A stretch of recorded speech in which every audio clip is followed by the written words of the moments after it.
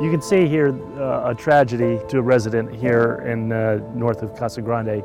We call it the Hopi Hills area. There's another fire.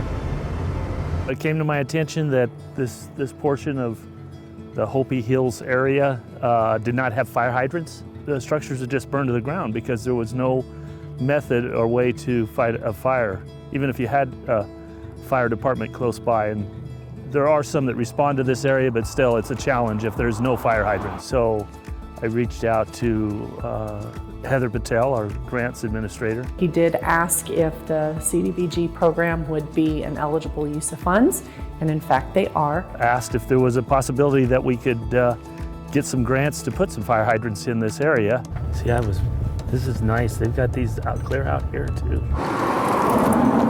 We worked with Arizona Water and put a program together, and we're able to install fire hydrants in this area. The real issue is funding. So we do receive our community development block grant funds each year, and it's a small amount, and that doesn't go a long way in this environment right now where the cost for supplies has increased. Our construction costs have increased dramatically.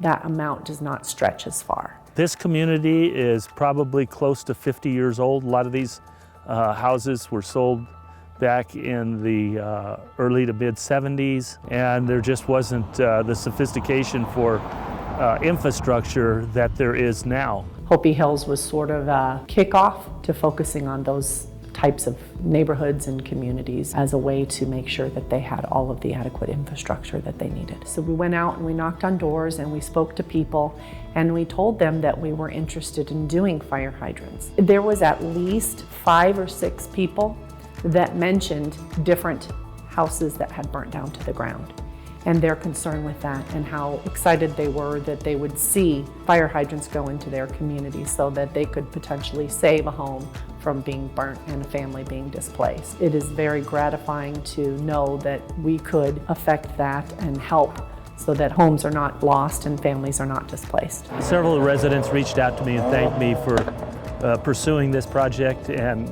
we're very grateful that they were able to see that they were the recipients of this grant.